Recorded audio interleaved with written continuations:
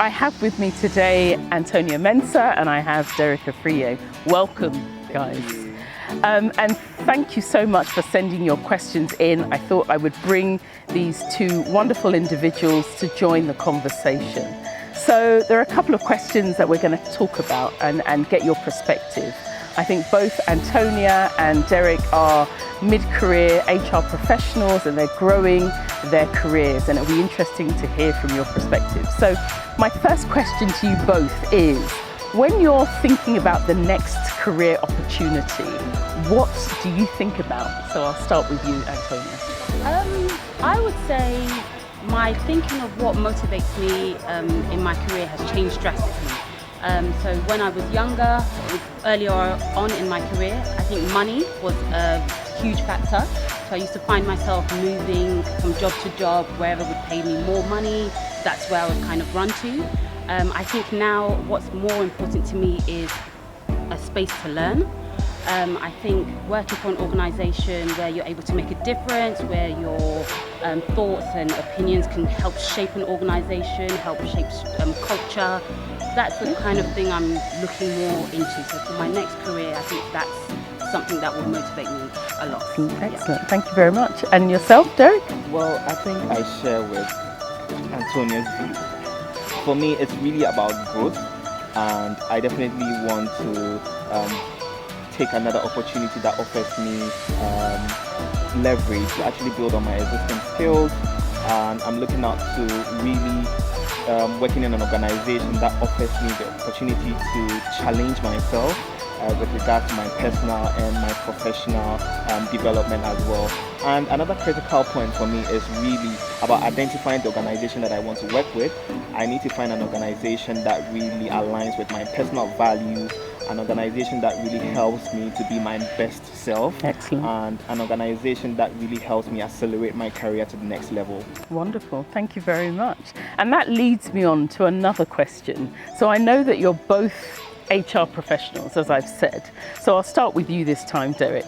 What led you into an HR career? Well, I actually fell into HR by accident. I started my career as a project assistant, but obviously I knew I wanted a career that offers me the opportunity to engage with people, that offers me the opportunity to actually provide value with regards to the people function. So I actually spoke to my line manager about taking up some opportunities in HR just to really build my career. I don't have an HR background, I never studied HR, but getting the opportunity to actually work for my organization and taking up some challenging HR roles really helped build my interest in this field. I thought HR was an area that enables me to engage with people, provide solutions to people, and really getting that fulfillment that I have actually solved someone's problem. And that really led my interest into getting into HR. Fantastic. So will you plan on staying in HR?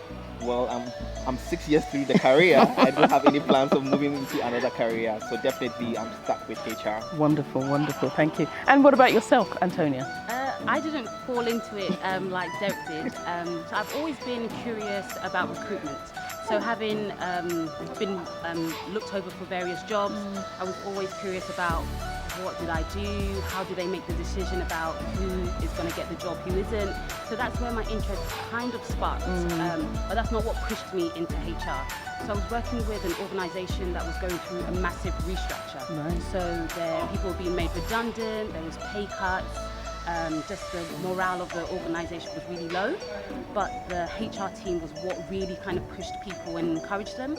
So they set up training, they helped people with their CVs, there was communication. There was just a lot of work that the HR department did, and I think it was through that I realised that a team can really help the direction of an organisation. It's more than what people actually thought HR do. So that's where my interest sparked, and then I decided, okay, I'm being made redundant, so what's my next move? And then I decided I'm going to go and study, and then I went to study HR, and then here I am. Fantastic, fantastic. It's great insights to hear from you both. And then I think my final question will be some advice. So for the followers and the listeners out there and the viewers out there, what advice would you give in terms of career progression. We often hear a lot of talk of, I want to be the next chief executive, I want to be the next HR director, I want to be the next operations manager. What advice would you go out and give to the viewers that are watching, Antonia? For me, I think what's really important is taking your career into your own hands. I know, and I think I was like this as well before, where you're expecting, you know, your manager to push you to say, oh, Antonia, do this training, or do that and do this, but it gets to the point where you have to take ownership and take the initiative to do things on your own. So that means taking courses, reading, networking. I think especially in HR, if you want a career in HR, those are the things that you need to be proactive and take into account. Wonderful, thank you so much. Derek? Well, I do agree with Antonia. One of the things that I would advise you to do is to be at the front seat of your career, be at the front seat of your development. You can't expect someone to design your development path. You need to own that space. And when I say own that space, you need to look out for opportunities to stretch yourself. Don't just be limited to what you have to do, because once you do that, you do not get the opportunity to grow. Once you are taking up challenging tasks, doing different things outside the scope of your work, then you are able to gain a perspective to different ways of doing things. You are able to get hands-on with other tasks as well. Try as much as possible to expand your wings.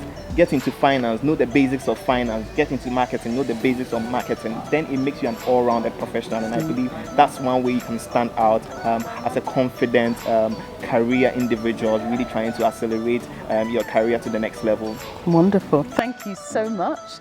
It's been a pleasure for both of you joining the Real Talk series. All I would say is great advice, great insight. I think I would follow their direction and say absolutely take your career in your own hands. And please like this video, please subscribe to the channel. You can also follow me on my social media handles, Irene Asari, at Facebook, LinkedIn, Instagram and Twitter, and you can follow me at my website on www.ireneasari.com. From the Real Talk series today, we say thank you very much. Have a great day.